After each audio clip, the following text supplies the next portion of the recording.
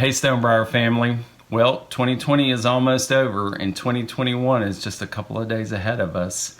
And I think the prevailing sentiment regarding 2020 is good riddance. See you later, we're done.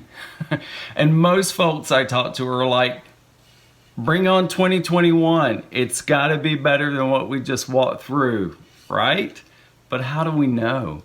How can we have hope walking into 2021?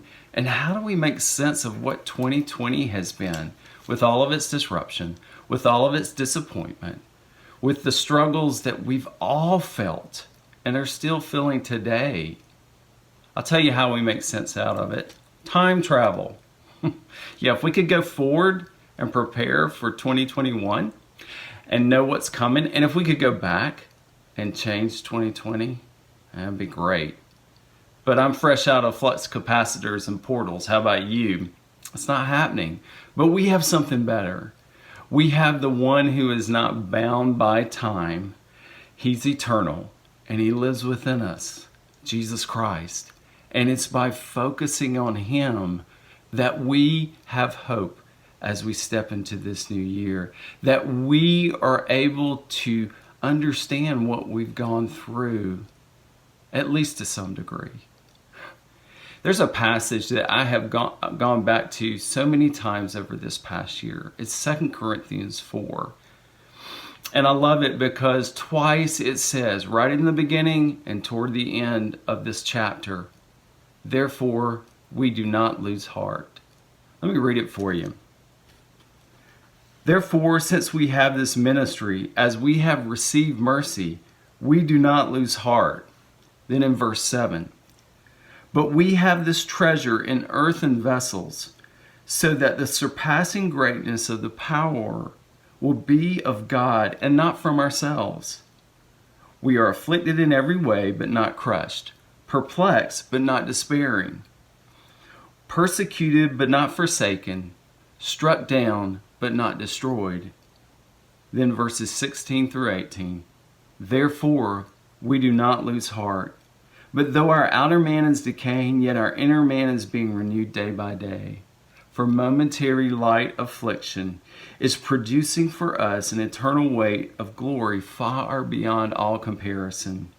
While we look not at the things which are seen, but at the things which are not seen. For the things which are seen are temporal, but the things which are not seen are eternal. Does that give you encouragement? So here it is.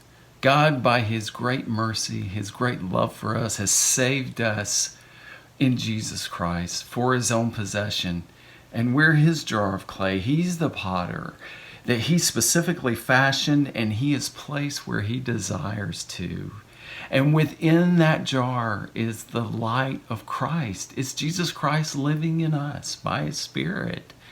And so when we go through those trials that overwhelm us, that perplex us, that afflict us, that cause us to suffer, we're not crushed, we're not destroyed, we're not lost, we're saved because of Jesus Christ. And he's saving us at the heart level.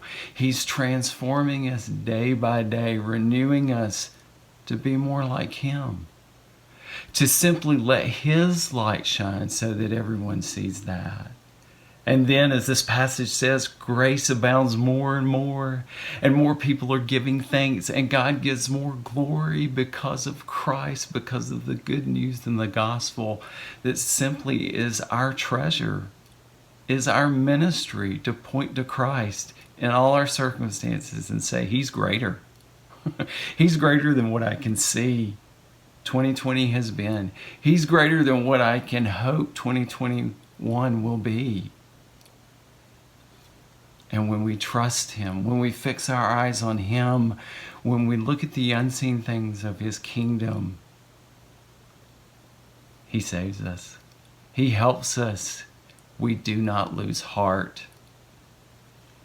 You know, really, I don't need this year to change. I need me to change.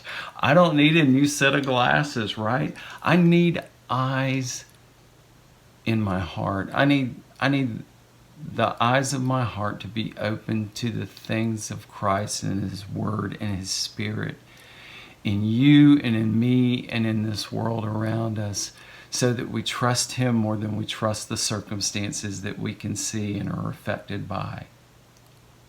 And when we do that, we do not lose heart. I hope you're encouraged. I hope we will pray for each other this year to focus on Christ. He's the author and perfecter of our faith, and he'll bring it to pass. He's our hope for the next moment, the next day, and the next year. Happy New Year.